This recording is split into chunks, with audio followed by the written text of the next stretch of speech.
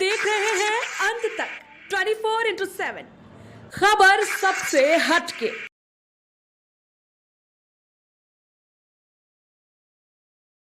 नमस्कार, मैं हूं जूही श्रीवास्तव और आप देख रहे हैं अंत तक 24/7।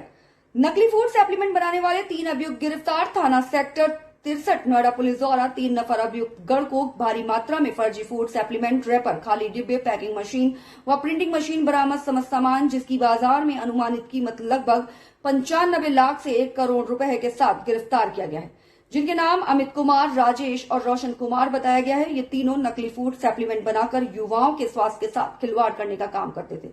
आपको बता दें कि 1 किलोग्राम का फूड सप्लीमेंट कार्टल व कंपनी का डिब्बा तैयार कर ये लोग उससे मार्केट में 4,000 से 5,000 रुपए तक की कीमत में बेचते थे। इन तैयार फर्जी फूड सप्लीमेंट को दिल्ली, हरियाणा के अलग अलग शहरों व नोएडा आदि क्षेत्रों में ऊंचे दामों पर बेचा जाता था, देखिए, जिससे ये काफी मुनाफा कमाते है कि जो मुख्यतः जिम जाते हैं, जो भी जाते हैं जिम में लड़के लड़कियां, जिम के आसपास भी आपने ऐसी दुकानें देखी होंगी। उसके अलावा कुछ फूड सप्लीमेंट का एक प्रोडक्ट होता है।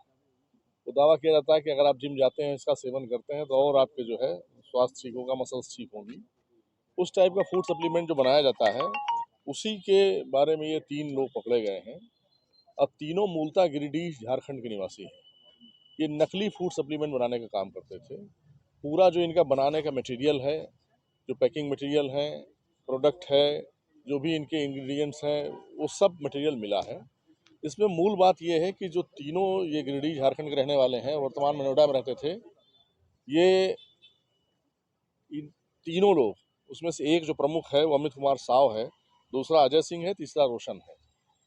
अमित कुमार साव इनमें तीनों में जो है वो मास्टरमाइंड है। ये गुड़गांव की एक जो वास्तविक रूप से फूड सप्लीमेंट बनाने वाली कंपनी है, फैक्ट्री है, वहाँ ये काम करते थे पहले।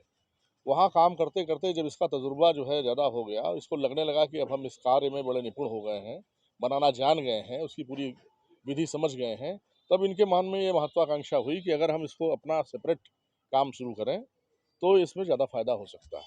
अब समस्या इनके सामने पूंजी की थी, तो पूंजी के लिए जिस एक आदमी को हम वांटेड कर रहे हैं इसमें, जो मूलतः इनके माल को लेकर के उसके डिस्ट्रीब्यूशन का और बेचने का प्रबंध करता था, चूँकि ये सिर्फ बनाते थे, प्रोडक्शन का काम इनका था।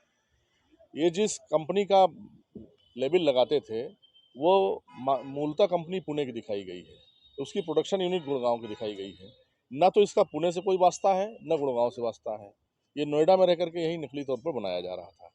जो इसमें अवयव डाले जा रहे थे, जो भी इंग्रेडिएंट्स हैं, उनको भी लिया गया है। निश्चित रूप से जिस तरीके से नकली तौर से बनाए जा रहे हैं, उसमें क्वालिटी का कोई मानक पूरा किया जा रहा हो, ये संभव ही नहीं है।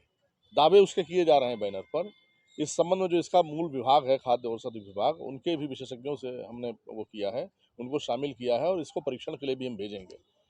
यह निश्चित रूप से मिलावटी भी होगा और जन स्वास्थ्य के लिए हानिकारक भी होगा। प्रथम दृष्टया इससे ये लगता है कि 2 काम ये गलत कर रहे थे। एक तो नकली बना रहे थे, दूसरे मिलावटी पदार्थ बना करके जन स्वास्थ्य को भी नुकसान पहुंचा रहे थे।